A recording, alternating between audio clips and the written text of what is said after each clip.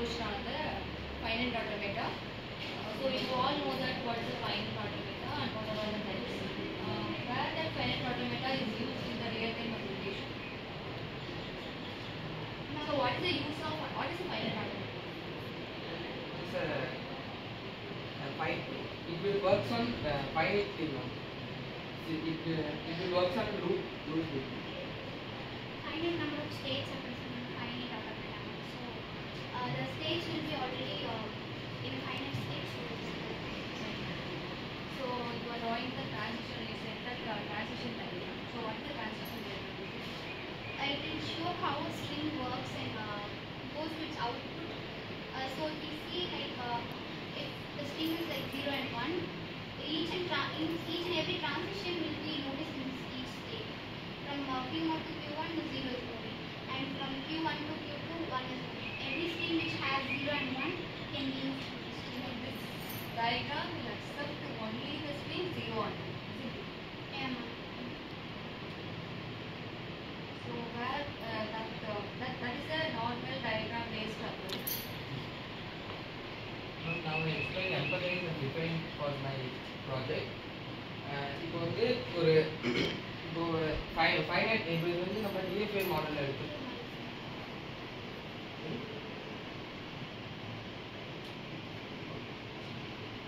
Okay இப்போ வந்து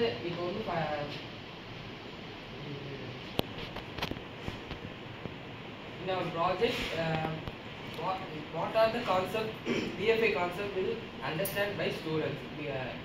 இப்போ வந்து ஒரு ஸ்டூடெண்ட்டுக்கு வந்து இப்போ வெறும் லேர்னிங் டெக்ஸ்ட் புக்கில் வந்து வெறும் ஸ்டேட்டு டிரான்சிஷன் அந்த மாதிரி தான் இருக்கும். ஸோ ஒரு கான்செப்ட் ப்ராக்டிக்கல் வைஸில் இருந்துச்சுன்னா ஒரு டிஎஃப்ஐ கான்செப்ட் வந்து அது எவ்வளோ ஈஸியாக இருக்கும்னு சொல்கிறது தான் எங்கள் ப்ராஜெக்டில். இப்போ வந்து டிஎஃப்ஐனா எப்படின்னா இப்போ ஒரு டிரான்சிஷன் நடக்குது. மொத்தம் 3 ஸ்டேட்ஸ் இருக்குது. 3 ஸ்டேட்ஸில் இருந்து இப்போ ஒரு இன்புட்ஷன் கொடுத்தோம்னா அது எப்படி கடைசியில் என் ஸ்டேட்டில் வரும்போது தான் அது ப்ரூவ் ஆகிருக்குன்னு அர்த்தம். ஸோ ஆனால் இப்போ வந்து அந்த மாதிரி இல்லைன்னா அந்த ஸ்டேட் வந்து ஃபெயில் ஆகுதுன்னு அர்த்தம். ஸோ இது வந்து நம்ம இப்போ தியரியாக படிக்கும் போது அது கரெக்டாக இருக்காது. ஸோ இப்போ நான் ஒரு ப்ராக்டிக்கலாக சொல்லி புரிய வைக்கும் போது ஸ்டூடெண்ட்ஸ் will learn more.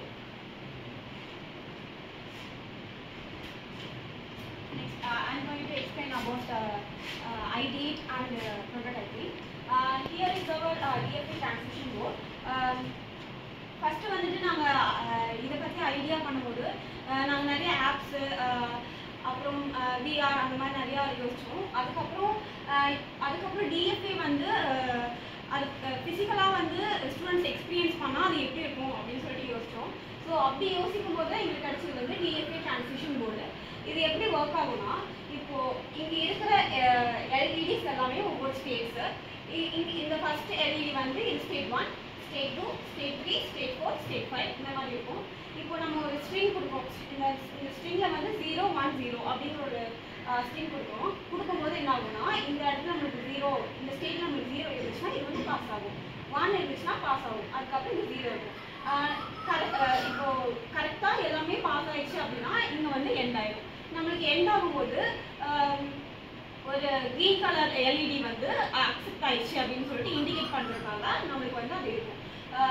இந்த மாதிரி தான் இந்த டிஎஃப்ஏ டிரான்சிஷன் போர்டு வந்து ஒர்க் ஆகுது. இது நாங்கள் ஸ்டூடெண்ட்ஸ் கிட்ட கொடுத்து எக்ஸ்பீரியன்ஸ் பண்ணும்போது அவங்க என்ன சொன்னாங்கன்னா, எங்களுக்கு வந்து அக்செப்ட் ஆகுறதும் டிக்ளைன் ஆகுறதும் ஒரே கலரில் இருக்குது அந்த மாதிரி சொன்னாங்க. ஸோ நாங்கள் இதுக்கப்புறம் நாங்கள் அதை எப்படி மாடிஃபை பண்ணுவோம்னா, அக்செப்ட் ஆகுறது வேற ஒரு கலரில், அப்புறம் டிக்ளைன் ஆகுறது வேற ஒரு கலரில், அந்த மாதிரி பண்ணலாம் அப்படின்னு சொல்லிட்டு ஐடியா இருக்கு.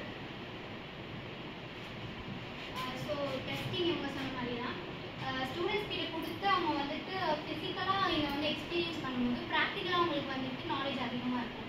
நம்ம தியரிட்டிக்கலாக படிக்கும்போது வெறும் ஜீரோஸ் லைன்ஸ் இதுலேயே போயிடும். பட் இது மாதிரி படிக்கும்போது நம்மளுக்கு வந்து இன்னும் விஷுவலாக நமக்கு வந்து என்ன அந்த டிரான்சிஷன் ஸ்டேட் போகுது அப்படின்னு சொல்லி நமக்கு புரியும். ஒவ்வொரு ஸ்டேட்டும் ஒவ்வொரு லைட்ஸ் வச்சு நம்ம வந்துட்டு டிரான்சிஷன் எப்படி மூவ் ஆகுதுன்றது இதை காட்டிடும். இதை நாங்கள் டெஸ்ட் பண்ணது மூலயமா நம்மளுக்கு தெரிஞ்ச ஃபீட்பேக்ஸ் வச்சு நாங்கள் இதையும் இன்வைட் பண்ணலான்னு இருக்கோம்.